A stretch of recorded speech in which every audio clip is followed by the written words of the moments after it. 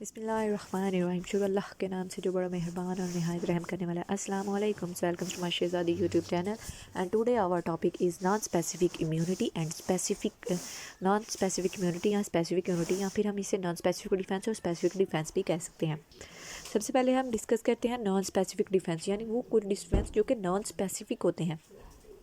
सबसे पहले आपको ये बात पता होनी चाहिए कि जो स्पेसिफिक डिफेंस हैं उसमें जो है वो ज़्यादातर हमारे पास जब इम्यून रिस्पॉन्स आते हैं, यानी स्पेसिफिक एक ख़ास चीज़ है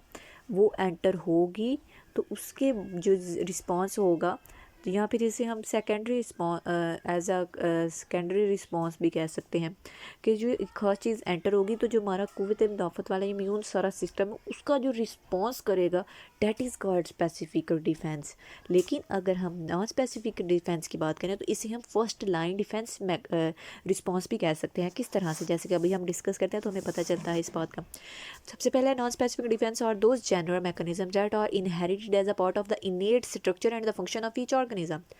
जैसे कि हमने इससे पहले लेक्चर में भी बात की थी कि इनेट चीज़ हमारे पास क्या होती है। हमारे पास इनेट स्ट्रक्चर भी हो सकता है, इनेट फंक्शंस भी हो सकते हैं। यानी अगर हमारे वालदैन में कोई चीज़ थी, उन्हें कोई चीज़ पेश आई तो उन्होंने उसको जैसे रिस्पॉन्स किया तो वो आगे से जो है वो चिल्ड्रन में इनहेरिट हो गया या फिर उनमें ट्रांसफ़र हुआ, तो डैट इज़ कॉल्ड द इनेट। तो वो स्ट्रक्चर भी हो सकते हैं या फिर फंक्शन भी हो सकते हैं। और these mechanisms are also called the first line defence against. ये देखिए यहाँ पर भी लिखा हुआ है कि ये जो है वो फर्स्ट लाइन डिफेंस मैकेनिज्म्स भी हो सकते हैं अगेंस्ट द इंट्रोड्यूसर यानी जो बाहर से चीज़ें आई हैं, डेट कॉज द डिजीज़।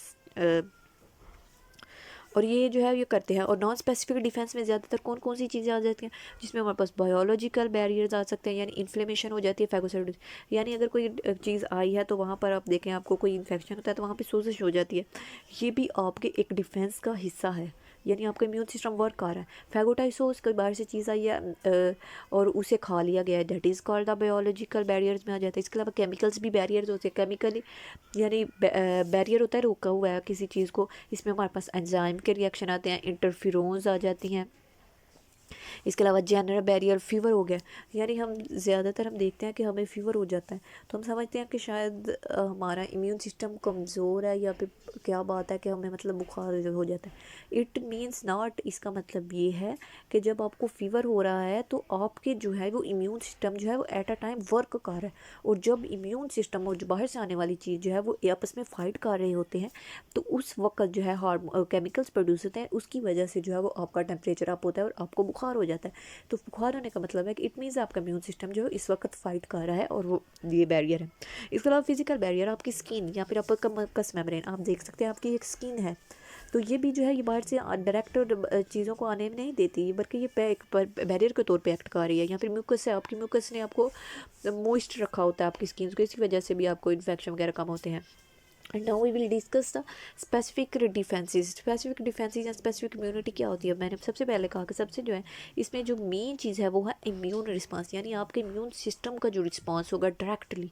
और वो इसमें आएगा। If non specific defence are breached, कह रहे हैं कि अगर आपका नॉन स्पेसिफिक डिफेंस जो है वो काम कर मतलब ऐसा काम तो वो करता है, लेकिन अगर वो उतना एफिशिएंटली या फिर आपकी अगर बाहर से कोई चीज़ आ गई है वो आपके नॉन स्पेसिफिक डिफेंस जो है वो उसे को रोक नहीं सका, वो उससे ज़्यादा ताकतवर है, तो फिर जो है वो स्पेसिफिक रिस्पॉन्स जो है वो एक्टिव होगा। And specific response is upon for the protection this system consist of a number of the immunological, इसमें बहुत ज़्यादा हमारे पास the number of immunological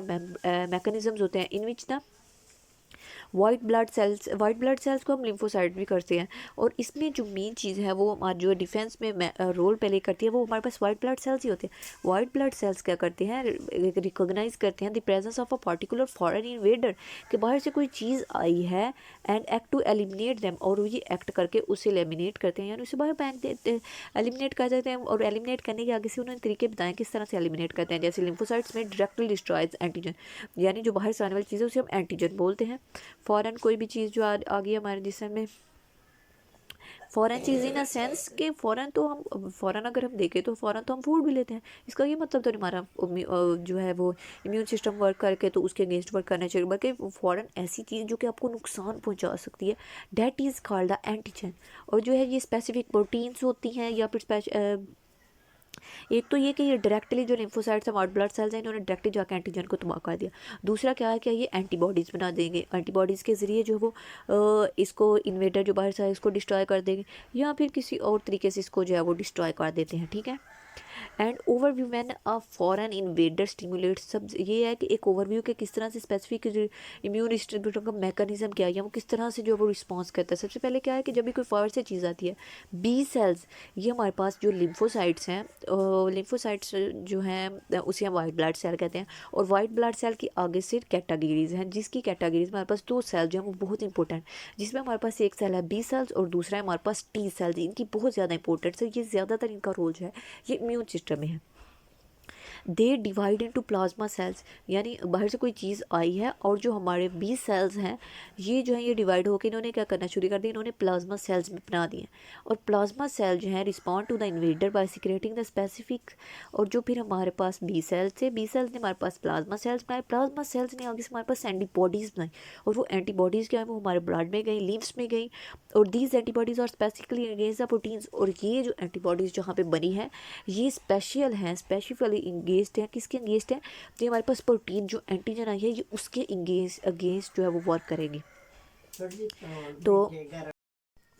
next है कि बिकॉज एंटीबॉडीज़ और सॉल्युबल इन वाटर, जो एंटीबॉडीज़ बनी हैं वो हमारे ब्लड में जो है इजीली या लिम्फ में सॉल्युबल हो जाती हैं,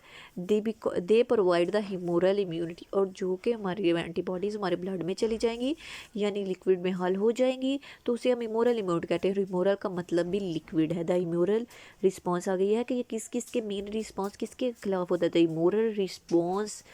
जो है ये हमारे पास जो है defence mostly against the bacteria, bacteria के खिलाफ होता है, बैक्टीरिया टॉक्सिन्स के साथ, वायरसेस के साथ, and that the animals various body fluid system. ठीक है, मेनली इसमें क्या है बैक्टीरिया और वायरसेस आ गए हैं यहाँ पे, और चीज़ें नहीं हैं, ज़्यादातर बैक्टीरिया और वायरस के दरमियान जो होगा वो ये उनके लिए रिस्पॉन्स है। आगे है कि उन्होंने वाइट ब्लड सेल में, जैसे कि मैंने भी कहा आगे कहा कि वाइट ब्लड सेल में हमारे पास बी सेल्स टी सेल्स भी आ जाती हैं। इसके अलावा भी और सब बहुत सी चीज़ें हैं जो कि इम्यून सिस्टम में डिफेंस में जो हम रोल प्ले कर रही हैं। अब हम उनके फंक्शन और उनके नाम देखते हैं। सबसे पहले बी सेल्स, बी सेल्स क्या होते हैं हमारे पास, हमारे पास बी सेल्स की डेफिनेशन है वो लिम्फोसाइट यानी वो white blood cell differentiated to the plasma cell, जो कि प्लाज्मा सेल्स में जो है वो डिवाइड हो जाते हैं, स्टिमुलेट बाय द एंटीजन, और जो एंटीजन की वजह से स्टिमुलेट होते हैं यानी अपना काम करना स्टार्ट करते हैं, उन्हें हम बी सेल्स कहते हैं। नेक्स्ट हमारे पास प्लाज्मा सेल्स क्या होते हैं, यानी प्लाज्मा सेल्स वो cells that cells are formed by, जो कि बी सेल्स की वजह से जो है वो प्रोड्यूस्ड हुए हैं, उन्हें हम प्लाज्मा सेल्स बोलते हैं। आगे है T cells and the lymphocyte that are produced in the bone marrows, ये वाइट ब्लड सेल्स ये लिम्फोसाइट्स कौन से हैं जो कि बोन मैरो के अंदर बने हैं, और ये बनते बोन मैरो हैं। और बोन मैरो जो है ये हमारी बोन में यानी हड्डियों में प्रेजेंट होता है, और वो हड्डियाँ कौन सी होती हैं, ज़्यादातर हमारी थाई में होती हैं या फिर हिप वाली जो है ये यहाँ पर ये जो है ये टी सेल्स बनते हैं, और मिच्योर होते हैं थाइमस ग्लैंड है, हमारी बॉडी में एक थाइमस ग्लैंड है वहाँ पर इन्होंने मिच्योर होना होता है। और नेक्स्ट हमारे पास helper T cells, helper T cells क्या करते हैं कि यानी लिम्फोसाइट की वजह से जो ये अपनी अपनी तेज़ी से जो है वो डिवीजन करते हैं, और इसके वजह ये जो है ये हेल्प आउट करते हैं। हेल्पर का मतलब भी यही है कि टी सेल्स की इन्होंने हेल्प करनी है। नेक्स्ट हमारे पास नेचुरल किलर सेल्स, यानी हमारी बॉडी के अंदर जो है नेचुरल कुदरती तौर पे भी किलर सेल्स प्रेजेंट होते हैं। इनका काम क्या है कि इन्होंने मेनली इनका वर्क जो है वो किसके अगेंस्ट है, वायरस के, इन्फेक्टेड विद वायरस, अगर हमारी बॉडी में इन्फेक्टेड हो गया किससे, वायरस से, या फिर फंगल कोई पैरासाइट्स आ गए या कैंसर आ गया तो उसको ये जो है ये नेचुरली जो है वो किल करती हैं, मारती हैं। And suppressor T cell, suppress से हमें पता चल रहा है इन्होंने रोकना है, स्लो डाउन कर देते हैं इम्यून रिस्पांस को, यानी टी सेल्स की जो वर्किंग है उनको स्लो डाउन कर देंगे। Memory cells, portion of the T cells और बी सेल्स, यानी यहाँ पर क्या कहा जा रहा है कि यानी बी सेल्स और टी सेल्स का एक पोर्शन है हमारे पास जो कि हमारे कोई भी बीमारी यानी किस कोई भी बाहर से कह ले वायरस आया, उन्होंने की वजह से क्या हुआ कि हमारे पास B cell T cells active हुए, जो वो एक्टिव हुए उन्होंने प्लाज्मा सेल्स बनाए, और जब उन्होंने प्लाज्मा सेल्स बनाए थे तो उसमें से कुछ सेल जो थे वो सेव हो गए थे, वो सेव हो गए जो वो मेमोरी सेल्स बन गए थे, और उनका काम क्या है कि फिर से अगर कोई वही वाला जो है वो वायरस या फिर कोई चीज़ आती है तो उसके खिलाफ जो है वो बहुत तेज़ी से रिस्पॉन्स करेंगे, और इसी की यही मैकेनिज़्म जो है ये सेम मैकेनिज़्म जो है ये यूज़ होता है वैक्सीनेशन में। वैक्सीनेशन में क्या होता है कि आपको कोई भी बाहर से डेड सेल्स जो है या फिर वीकेंड सेल्स जो है वो आपकी बॉडी में चल जाते हैं, वो तब जो है वो एक रिस्पांस करते हैं, और वो रिस्पांस जो शो करते हैं उसकी वजह से मेमोरी सेल्स जो है वो बन जाते हैं। मेमोरी सेल्स जब बन जाते हैं तो वो हमारी बॉडी में स्टोर हो जाते हैं, तो नेक्स्ट टाइम जब फिर से हमारे में वही चीज़ आके इन्फेक्ट करती है तो वो हमें कुछ भी नहीं कह सकती, मगर हमें उसका असर नहीं होता और वो हमारी बॉडी उसको बहुत ईजीली जो है वो डिस्ट्रॉय कर सकती है। नेक्स्ट है मैक्रोफेजिस। मैक्रोफेजिस क्या, हाईली फैगोटाइज। फैगोटाइज का क्या खा जाते हैं जो भी बाहर से चीज़ आएगी यानी बुरी चीज़, या फिर अलर्ट करते हैं हेल्पर टी सेल्स, या फिर जो टी सेल्स हैं उन्हें अलर्ट करते हैं कि वो रिस्पॉन्स शो करें to the presence of the foreign introducer की प्रेजेंस में। और नेक्स्ट है हमारे पास सीक्रेटेड केमिकल्स, यानी वो कौन से केमिकल्स हैं जो कि प्रोड्यूस्ड होते हैं इम्यून सिस्टम के दौरान या इनकी चीज़ों के। सबसे पहले एंटीबॉडीज़, यानी हमारे पास एंटीबॉडीज़ क्या होती है, receptor molecule that bind the specific and target, यानी बाहर जो से हमारी चीज़ आएगी जो हमें हार्मफुल होगी वो हमारे पास होगी एंटीजन, और जो उसको डिस्ट्रॉय करने के लिए, तबाह करने के लिए जो चीज़ आएगी वो हमारे पास होती है एंटीबॉडीज़। जो एंटीजन जो है, एंटीबॉडीज़ जो हैं ये फॉरेन टारगेट वो होती हैं और स्पेसिफिक होती हैं, और ये उन्हें डिस्ट्रॉय करती हैं। लेकिन डिस्ट्रॉय क्या करने के दो तरीके हैं, एक तो ये कि इन्हें फैगोटाइसिस कर देंगे या फिर एक कम्प्लीमेंट मेथड है उसके जरिए से इन्हें उससे डिस्ट्रॉय कर देंगे। नेक्स्ट है हमारे पास साइटोकाइनिन एंड द इंटरल्यूकिन। अगर हम इंटरल्यूकिन की बात करें तो इंटर का मतलब होता है दरमियान में, तो इनका काम क्या है कि सिक्रेशन ऐसी प्रोड्यूस करती है कि जिसकी वजह से कम्युनिकेशन जो है वो वाइट ब्लड सेल्स के अंदर होती है। Perforin one proteins that certain T cells produce, यानी ये वो वाली ये प्रोटीन है जो कि टी सेल्स जो प्रोड्यूस करते हैं, डेट पंच अ होल, और ये क्या करती है परफोरिन, यानी ये होल बना देगी कि जो टारगेट बाहर से आया है और उसे इस तरह से जो है वो तबाह कर देगी। T cells do not secret antibodies, यानी जो हमारे पास टी सेल्स हैं उन्होंने एंटीबॉडीज़ नहीं बनानी होती, बल्कि जो एंटीबॉडीज़ बनाने वाला काम ये बी सेल्स के जरिए से होता है। Instead they attack the host cells that have been infected, बल्कि ये जो टी सेल्स हैं इनका काम क्या होता है, ये क्या करते हैं, ये काम ये करते हैं कि ये जो है ये होस्ट सेल जो बाहर आया है उसके ऊपर जो है वो जो अटैक हो मतलब जो हमारी बॉडी का ऐसा सेल जो इन्फेक्टेड हो सका है उसके ऊपर जो वो अटैक करते हैं टिश्यू सेल ट्रांसप्लांट। और जब जो है वो टिश्यू जो है वो टिश्यू सेल जो ट्रांसप्लांट होते हैं फ्रॉम एक एनिमल से दूसरे एनिमल में, तब या फिर कैंसर सेल्स में जो है ये जो है ये होस्ट सेल्स के ऊपर जो है वो अटैक करते हैं जो कि इन्फेक्ट हो चुका है, जिसमें हमारे पास कैंसर सेल्स हैं जो इन्फेक्ट हो चुके हैं, वहाँ पर टी सेल जो है वो अपना काम करते हैं। और मतलब इनका काम है सच एंटीबॉडीज़ तो नहीं है, लेकिन ये इम्यून सिस्टम में हेल्प आउट करते हैं, पहले खुद काम एक्टिव होते हैं, उसके बाद बी सेल्स को जरिए से एंटीबॉडीज़ बना कर फिर डिस्ट्रॉय करते हैं चीज़ों को। बी सेल्स या फिर helper T sales also influence the activities, और इनका काम यही नहीं है कि सिर्फ ये खुद काम करते हैं, बल्कि इनका काम क्या है जो अभी मैंने कहा कि ये खुद एक्टिव होकर बाद में बी सेल्स को एक्टिव करते हैं, यानी इनका काम क्या है कि ये अदर कंपोनेंट इम्यून के अदर कंपोनेंट जो है ये उनको भी जाके एक्टिव करते हैं। Because the T cell come in to the close physical contact with the foreign cells or the infected cells to destroy, इसीलिए हम इसे सेल मेडिएटेड, अगर हम देखें सेल मेडिएटेड इम्यूनिटी में और ह्यूमरल में क्या डिफरेंस है, तो सेल मेडिएटेड इम्यूनिटी क्या है, इन्होंने कहा है यहाँ पर जो हमारे पास टी सेल्स हैं ये डायरेक्टली फिजिकली जाके जो है ये उसके साथ कॉन्टैक्ट करते हैं, जो हमारे पास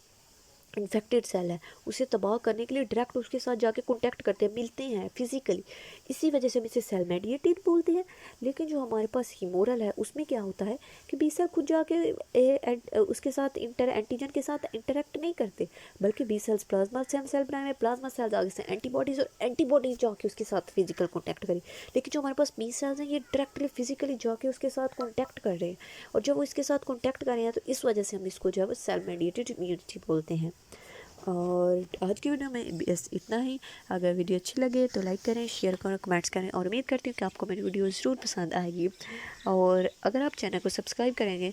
तो मेरी बनाने वाली वीडियो जो है वो आपको इजीली जो है वो मिल जाएगी और आपकी भी हेल्प होगी। और इस तरह से जब आप हमें जो है हमारे चैनल को सब्सक्राइब करते हैं या फिर कोई अच्छा सा कमेंट करते हैं या कोई भी आपकी राय तो वो देते हैं, तो इसकी वजह से हम अपनी, अगर आप